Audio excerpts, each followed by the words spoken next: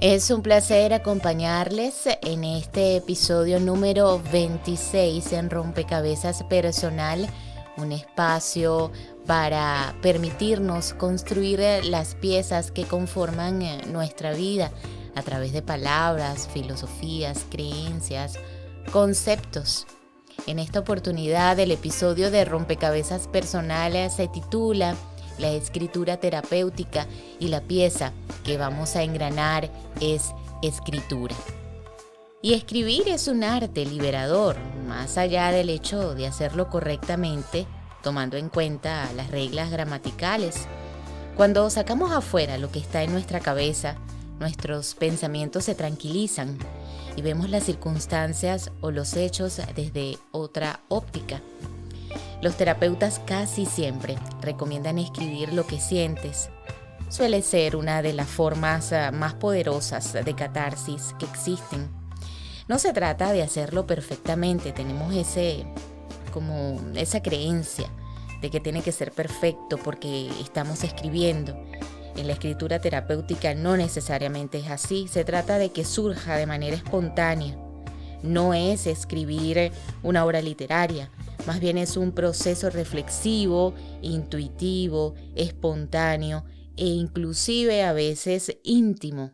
Muchas veces nos dejamos atrapar por ese sensor de la autocrítica y nos dice, eso que estás haciendo no sirve, o deberías dejar de estar escribiendo, eso es una tontería, no vas a resolver tus problemas escribiendo, y todas esas cosas que ese sensor, a veces malvado, nos hace creer que no es así. Y nos empieza a juzgar todo eso que hemos escrito, pero no. En la escritura terapéutica ese no es el fin, como lo dije. Es cero juicio, cero perfección. Se trata de ser más bien libres. Y yo quiero contarles, como de costumbre, en alguna de las reflexiones un poco de historia. Y confieso que anteriormente era una herramienta, la escritura, que utilizaba con mucha frecuencia. Escribía por escribir lo que me sucedía a diario, como una especie de diario. De hecho, en la infancia mantenía ese diario de color rosado en el que escribía todo lo que me sucedía por día. Quizá ni siquiera estaba bien escrito, ¿no? Porque yo solamente era una niña. Pero descubrí que era una forma apasionante de soltar lo vivido. Tan solo, como ya les había comentado, era una niña cuando lo hacía.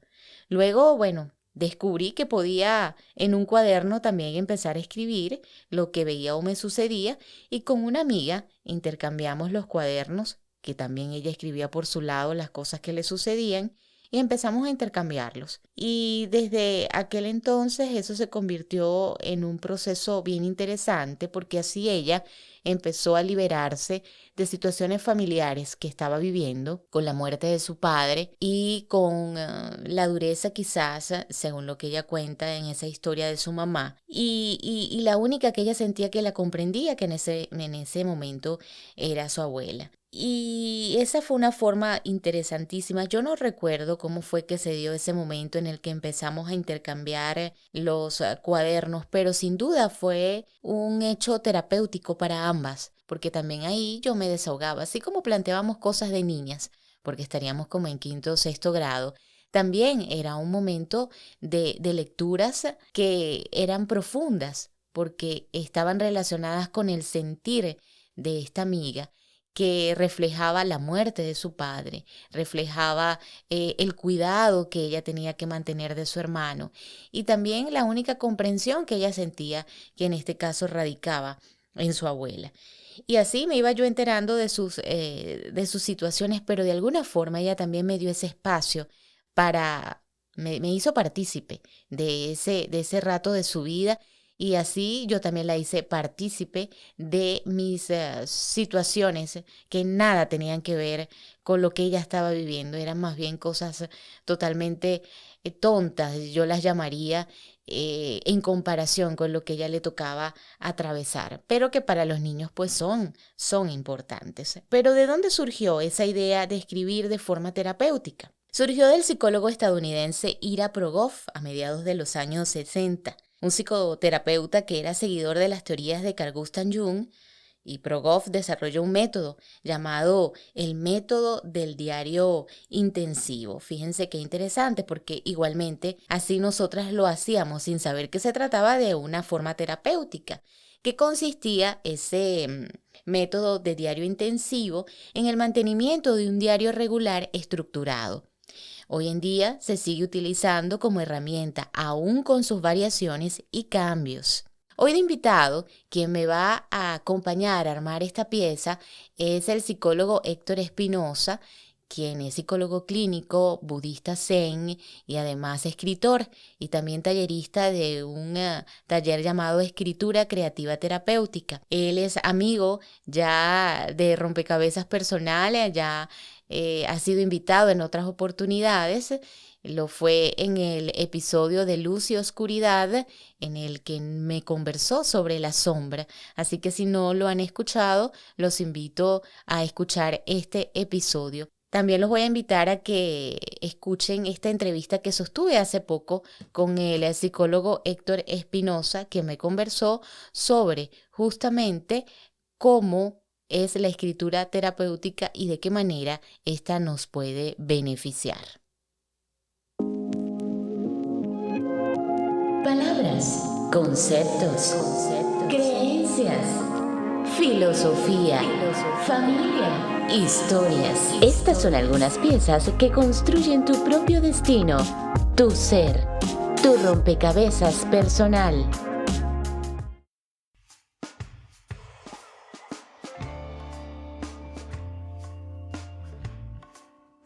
Y ya tengo en línea a Héctor Espinosa, psicólogo clínico, además monje zen, escritor y profesor de varios ciclos de talleres. Entre ellos voy a nombrar solo uno de los tantos, el taller de escritura creativa terapéutica. Hoy estaré conversando sobre la escritura, pero específicamente el título de este episodio es La escritura terapéutica. Y nada mejor que conversar con el profesor y psicólogo Héctor Espinosa, gran amigo también, y a quien he invitado para conversar sobre este tema. Héctor, bienvenido a Rompecabezas Personal. Gracias por aceptar la invitación. Muchísimas gracias. Gracias a ti por invitarme a tu rompecabezas. Quiero ayudar a armarlo. Qué bueno, qué bueno. Eso es un honor que podamos armar este rompecabezas junto a ti. El honor es mío. El honor es mío. Ay, gracias, gracias. Héctor, vamos a comenzar con una pregunta que es sencilla, pero que a lo mejor es importante para quienes nos están escuchando. Y es realmente, Sí. ¿qué es la escritura terapéutica? ¿En qué consiste? Sí, bueno, en general cuando hablamos de escritura estamos hablando de signos que se convierten en símbolos también. El hecho de plasmar un pensamiento, por ejemplo, una idea, una imagen, no es solamente, voy a ser un poco técnico, no es solamente un asunto cognitivo, no es un asunto de pensamiento, de lógica, sino que siempre va más allá. Esto es importante porque para que sea terapéutico tiene que ser emocional. No es solamente que yo voy a descifrar, como cuando supuestamente nos enseñaron a leer y escribir, era solamente descifrar signos. Pero en realidad la lectura y la escritura va mucho más allá. Cuando estamos escribiendo, estamos leyendo. Eso es muy importante. Por cierto que ya te adelanto una vez que en la edición de este año, normalmente hacemos 2 talleres al año con este tema de la escritura creativa, pero en esta ocasión, en el mes de julio, vamos a hacer también lectura terapéutica. Oye, no solamente escritura. Y es por la razón que te estoy diciendo precisamente, Carol, porque necesariamente para escribir hay que leer. Yo me estoy leyendo cuando escribo, aunque sea algo muy sencillo, hay que leerlo. Entonces, fíjate bien lo que ocurre y me va a permitir la experiencia de una investigación que realicé hace algunos años. Por cierto, el libro está publicado por una edición conjunta de la Universidad Católica y la Universidad de Carabobo. Se llama Estrés y comprensión de la lectura. Es muy interesante porque lo que descubrimos allí fue que mientras yo más me estreso, menos comprendo lo que leo. Sí, oye, es verdad, completamente. Pero, pero había gente, fíjate bien, había gente que decía no, porque era un grupo Ajá. más o menos amplio de investigación, fue una etnografía, es decir, descripción fenomenológica de lo que la gente pensaba, hacía y escribía, por supuesto, y Ujú, leía. Entonces, una de ellas, una profesora ya mayor, me decía, yo para tranquilizarme, yo leo. ujú, Fíjate la doble vía, la ujú, vía de que si estoy estresado, entonces no entiendo lo que leo, no comprendo. La comprensión de la lectura es, insisto, es emocional. Pero al mm. revés, interesante también el hallazgo aparentemente contrario, que es es una doble vía, voy y vengo. Voy al estrés y vengo al estrés. ¿Por qué? Porque hay un estrés que es positivo, como Ujú. el colesterol bueno y el colesterol malo. ¿Y ese estrés Entonces, positivo cómo eh, es? se llama técnicamente, bueno, todo lo que es medicina, en ciencia de la salud, Ujú, empieza por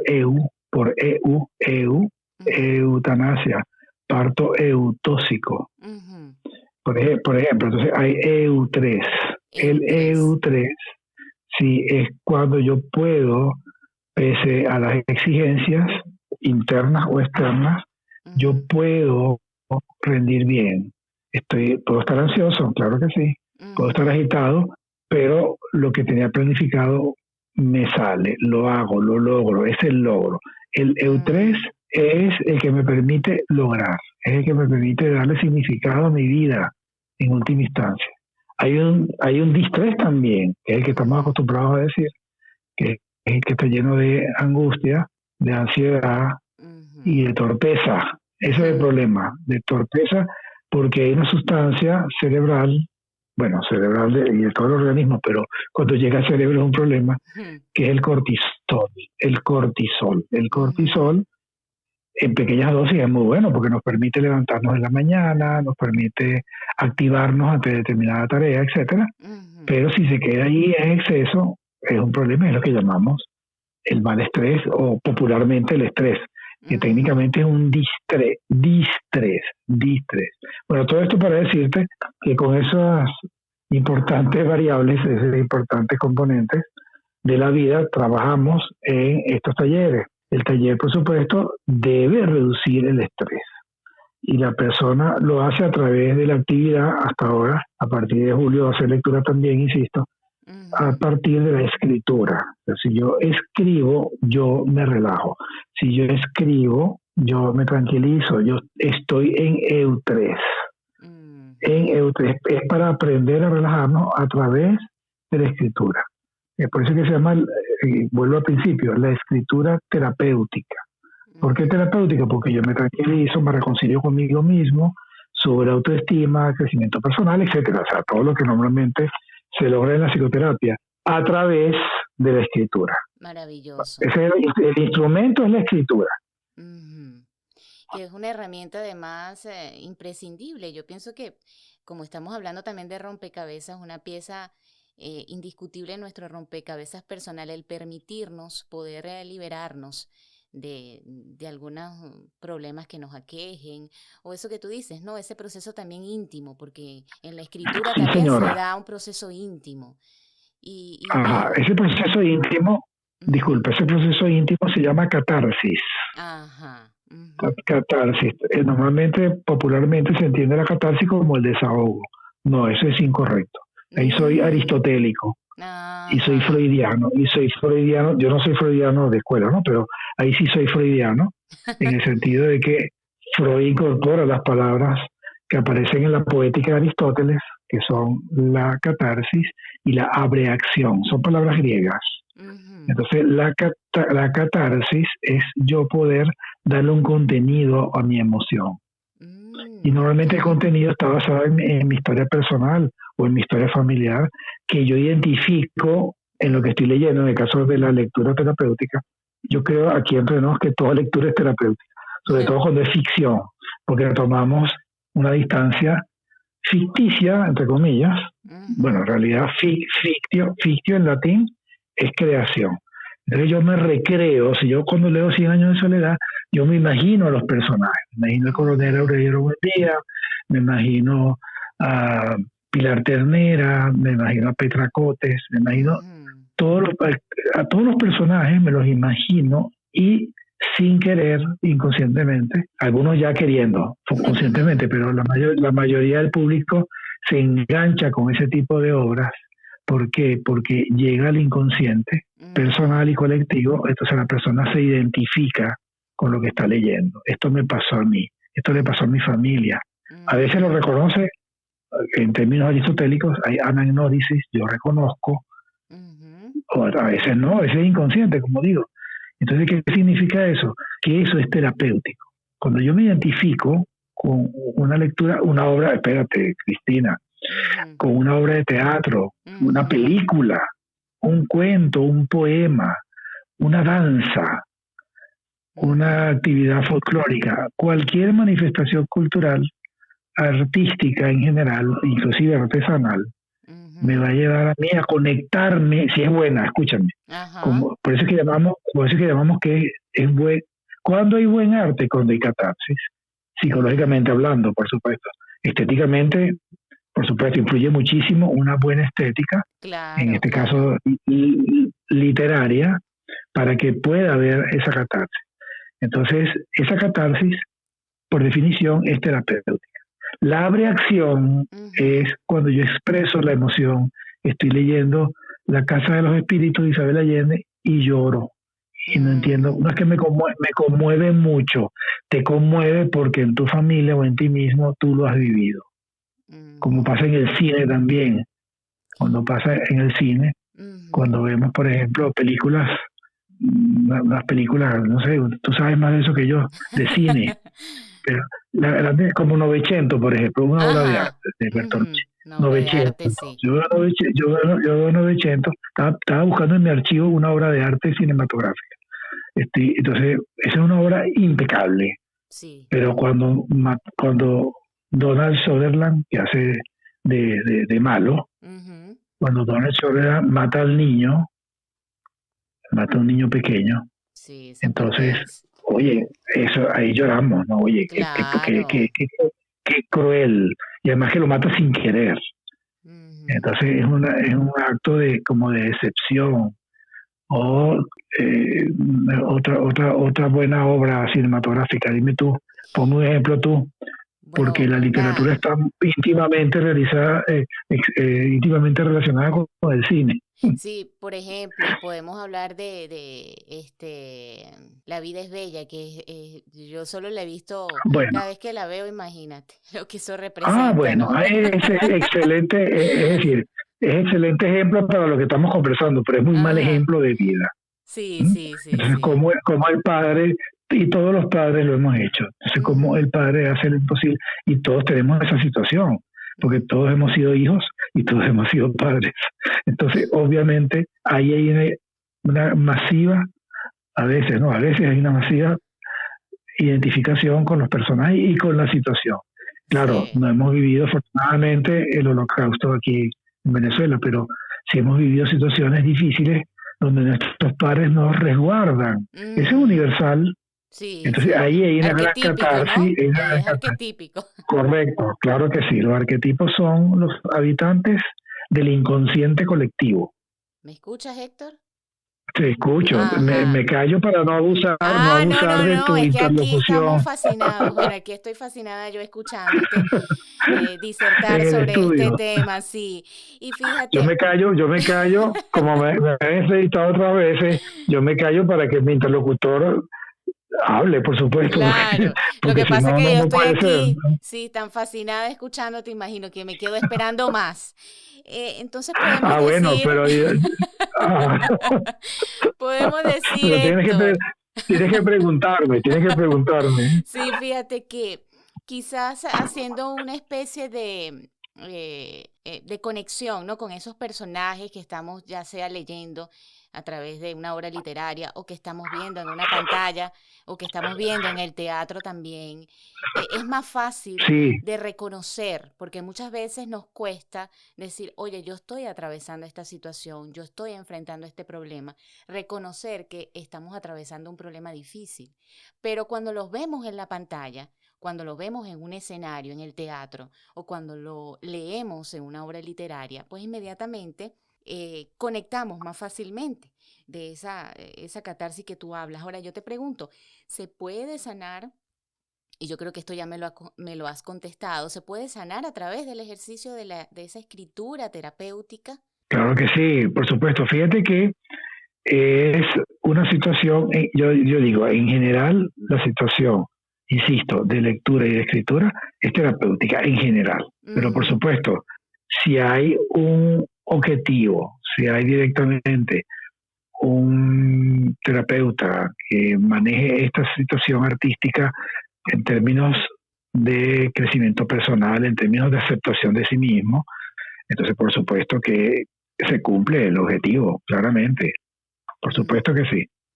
En mm, general lo es, e insisto con la idea anterior, ujú, todo lo que está bien presentado en términos estéticos y arquetipales, todo eso es terapéutico.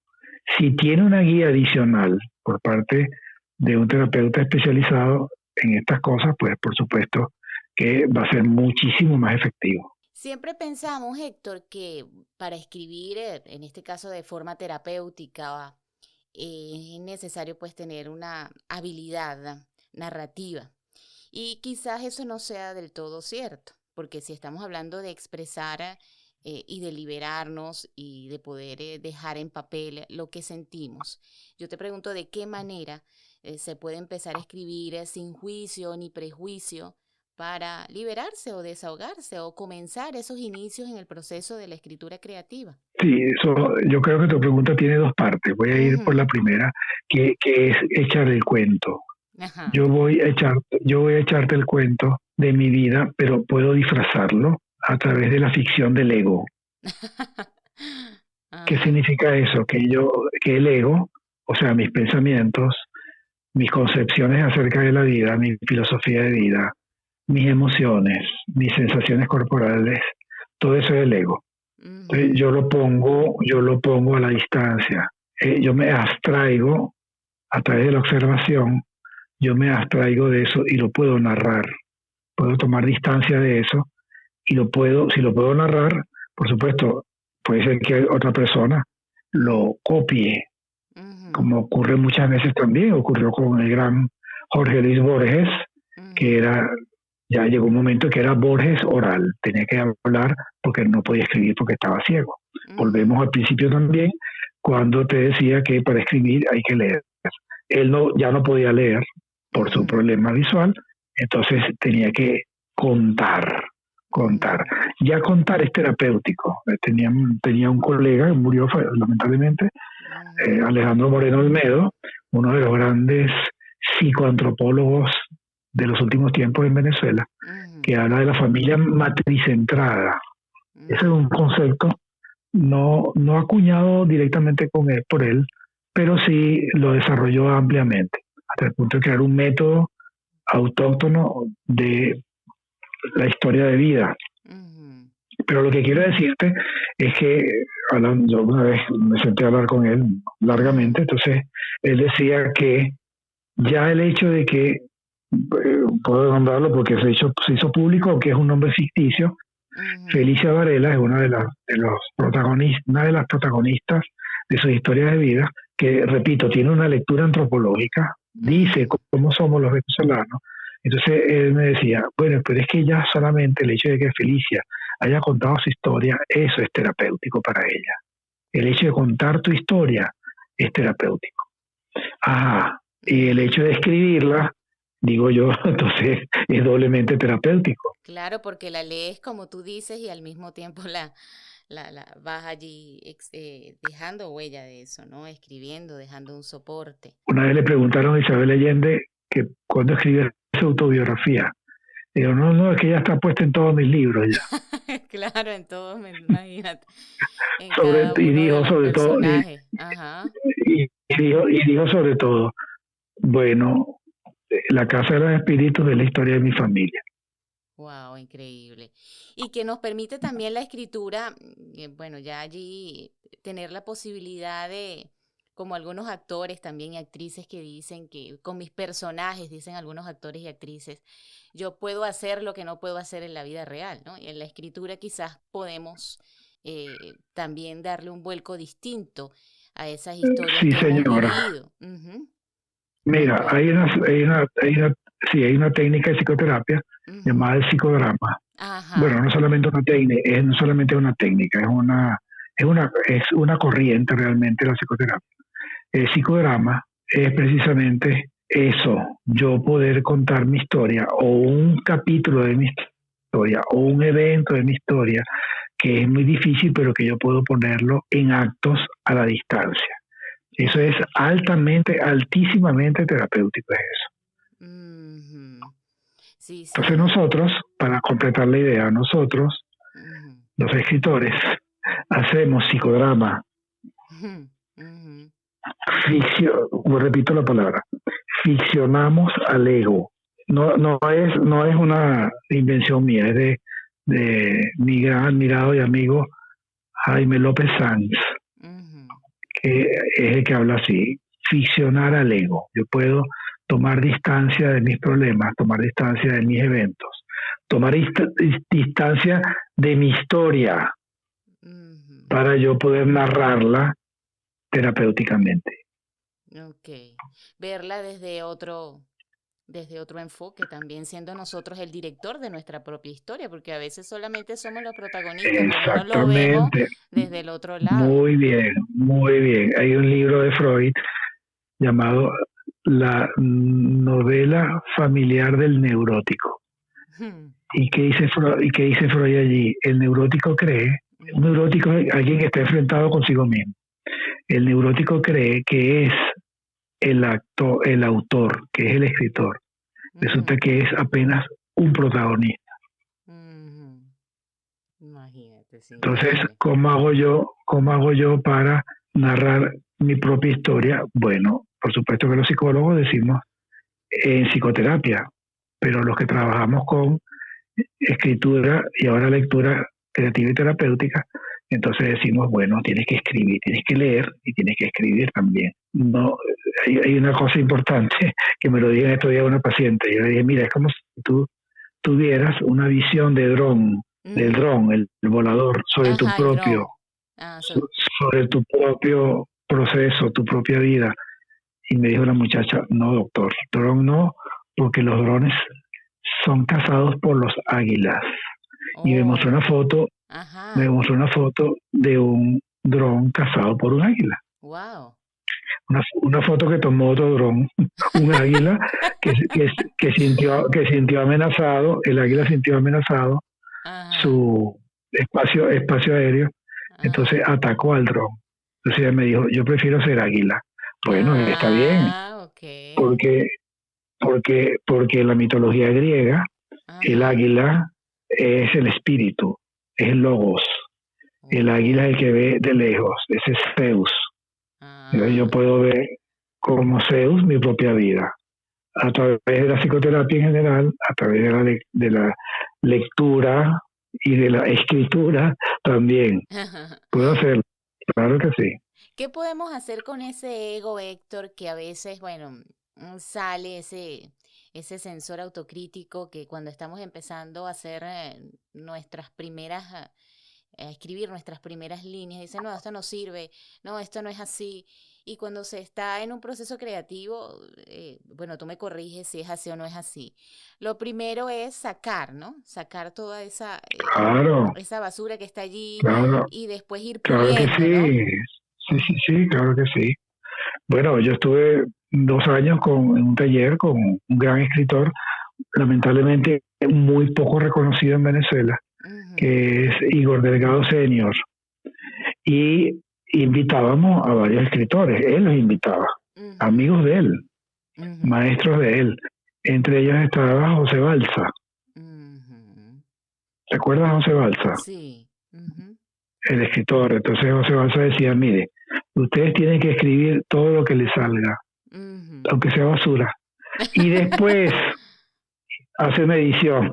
Después hace la edición. Exacto, exacto, Así de eso después. se trata. Entonces, no, usted eche el cuento, eche para adelante. Claro. Ahí después hace la edición, por supuesto. Y la edición nunca termina, por cierto, porque yo he tenido libros publicados. El último que me publicaron en Colombia, cuando llegó aquí a Venezuela, conseguí errores. Mm, Pequeñísimos. Errores de edición, por cierto. mm. Pero bueno. Sale en la segunda edición, lo reeditas y sale en la segunda edición. Sí, no, obviamente si tiene una segunda edición, tendrá que tenerla. Pero digo, te Ajá, quiero decir que José María Arguedas, por ejemplo, cuando iba camino a la imprenta, iba ajá. corrigiendo, iba corrigiendo. Mm, sí, nunca para ese Entonces, proceso de la reescritura. nunca va a Y parar. uno cree Entonces, que ya esbozó todo lo que tenía o dijo todo lo que tenía que decir en palabras escritas y ya se acabó el proceso. No, todavía, ahora es que falta. Esa es el primer borrador que llamamos. Y después sí, vienen las señora, no. reescrituras y las reescrituras y como tú dices, hasta después del libro ya terminado. Héctor, hablemos Sí, un en el cine, poquito, disculpa, y en el tranquilo. cine, bueno, es interminable prácticamente en el cine. Oye, La sí. ventaja del cine es que, mira, tiene que ser hora y media. Claro, no, y que los costos también, imagínate, los costos son altísimos de filmación si van a grabar, por ejemplo, un atardecer, entonces todo lo que implica eso, movilización de personal, de actores, de puesta en escena, de espacios, todo eso es costoso. Exactamente, sí, señora. Entonces tiene ¿A qué me ya. ibas a preguntar? Te iba a preguntar que, bueno, más bien te iba a indicar que habláramos sobre tus talleres de escritura, ese que yo mencioné hace un rato al inicio de nuestra conversación, Sí, de... bueno, mira, hay Ujú. dos grandes etapas en ese taller de escritura. La primera etapa es desde el año más o menos 2003 hasta el 2016, cuando yo dirigí los talleres de narrativa en el Departamento de Artes Literarias de la Dirección de Cultura de la Universidad de Carabobo. Ujú, Eso duró muchos años así, ¿no? Pero ujú. con el deterioro, lamentablemente con el deterioro económico del país en el 2016, yo me vi en la obligación de salir de allí porque eran gratuitos Ujú. y el taller realmente me lleva muchísimo trabajo. Claro. Entonces decidí hacerlo privado. Privaticé, contrariamente a la corriente del país, que es de expropiación, o era de expropiación en ese momento. Ujú. Entonces yo lo que hice fue privatizar el taller. Entonces, a partir de allí, bueno, vamos a trabajar y con honorarios. Claro. Entonces, desde el 16 para acá ha sido con honorarios. Tampoco es gran cosa, aquí entre nos. Pero Ok. bueno, Ujú. como necesito comprar la harina pan y comprar la Claro. gasolina, etcétera. Entonces, bueno, eso es una ayuda, pues realmente es una ayuda. No, y que todo proceso Y como si creativo también necesita su recibo, pues, de pago también, su mérito económico también. Exactamente. Entonces, fíjate, esa sería la segunda etapa. Estaríamos en la segunda etapa ahorita. La tercera Ujú. etapa comienza en julio con los talleres de lectura también. Y te voy a dar una primicia Ajá, que no se le he dicho, cuéntame. no se le he dicho a nadie, ni está Ah, en, caramba. en Ajá. ninguna publicidad, pero a partir de ahora ya es público. Vamos a trabajar con un tema que nos toca mucho a los venezolanos ahorita, que es la inmigración, la emigración. Fabuloso, Y entonces vamos a trabajar precisamente con el gran escritor de escritores, que es Vicente Gervasi, con fabuloso. mi padre el inmigrante. Oh, increíble. Bueno, yo Entonces, te sugiero que me mantengas informada. Yo sé que sí. a través de nuestros contactos por toda esa información que yo estoy interesadísima también en participar. Héctor, ya cerrando nuestra conversación, sabes que alejándonos un poco de lo que en sí es el tema, hay dos preguntas que siempre le hago a mis invitados que tienen que ver más con el concepto del rompecabezas personal. Y yo te pregunto, Sí, si tú tuvieras un rompecabezas de Héctor Espinosa, ¿en cuántas piezas tú lo reconstruirías? ¿50 piezas? ¿100 piezas? ¿De cuántas serían? mira, yo creo que a esta altura de mi vida son cada vez menos las piezas, Ok, porque he salido de algunas que no realmente no funcionaban, no encajaban. no encajaban, Entonces perfecto. creo que entonces he salido de algunas piezas y eso ha permitido que me ponga ahora de una sola pieza. Ah, En caramba. otras palabras, que deje, como te he dicho antes, ¿no? Ajá. Eh, eh, cada vez me siento menos neurótico. ¿Por qué? Porque Ajá. no estoy luchando contra mí mismo, no tengo una lucha contra mí mismo. Entonces eso hace que me sienta más tranquilo. Ok. Y si supongamos, eso me encanta, ya tú me dices que es de una sola pieza. Supongamos Bueno, que no, no que ok, sea una sola, que voy para allá. que vas para allá, ok. La siguiente Claro, pregunta, ok, perfecto, es si ese rompecabezas se armara en palabras, ¿cuáles serían las primeras 5 palabras? la primera palabra sería precisamente la integración. Ujú, me Como es encanta un, eso. como es un rompecabezas, tengo que integrar. Ujú. Y la integración tiene que ver con procesos internos y externos. Y tiene que ver con otra palabra clave que es la compasión. Ay, me encanta. Ujú, La compasión es poder sufrir con el otro para ayudarlo profundamente. Pero ese camino empieza con uno mismo. ujú. Entonces, ahí viene la autocompasión. Sí, pero es una mala palabra en castellano. Sí, porque, a Pero ver. Ujú, culturalmente sí. Pero en el ujú, camino del Zen, que yo transito de ujú. hace más de 30 años, entonces ahí no es una mala palabra, sino que es una buena palabra, porque Ok. yo no puedo dar lo que no tengo.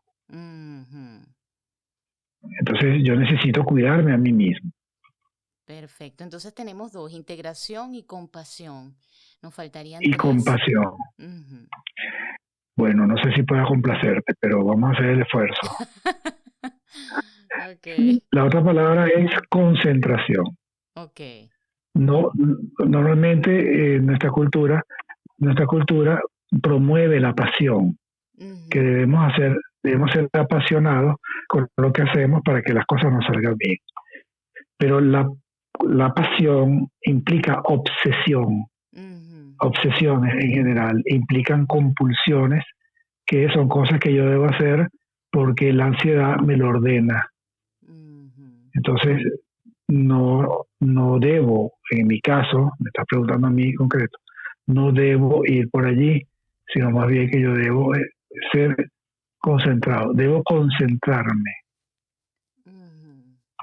me concentro, no me apasiono, me concentro.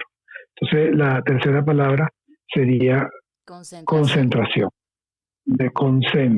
me concentro.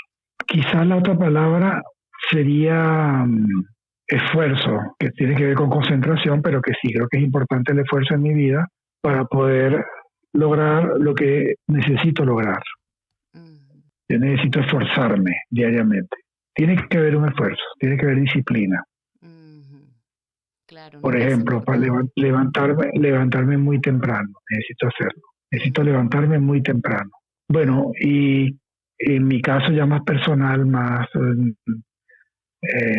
profesional, el estudio. Sí, necesito estudiar, necesito leer, necesito escribir. ujú. Que esa es una pieza que te compone perfectamente, porque lo que Sí, sí, conozco, señora. sí, lo que conozco de ti es justamente eso, el estudio. Sí, sí, sí, correcto. Héctor, muchas Bueno, gracias. esas son las 5 palabras. Fabuloso. Me encantan cada una de ellas. Bueno, a la orden. Héctor, gracias. Gracias por estos minutos de Bueno, conversación amena, agradable, de aprendizaje. y por siempre estar dispuesto a cada vez que claro que sí, a la te orden, pregunto, claro que sí. dispuesto Con para la mucho gusto, conversación. con muchísimo gusto, con muchísimo gusto.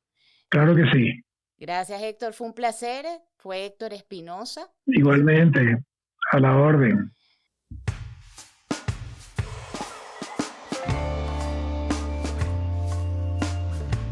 Y de esta manera completamos esta pieza en el rompecabezas personal, escritura, junto al lado del psicólogo Héctor Espinosa, quien nos dio interesantes herramientas sobre la escritura, una larga conversación entretenida y además súper interesante. Si quieres saber más sobre el doctor Héctor Espinosa, puedes seguirlo a través de su cuenta de Instagram, Héctor Shoiku,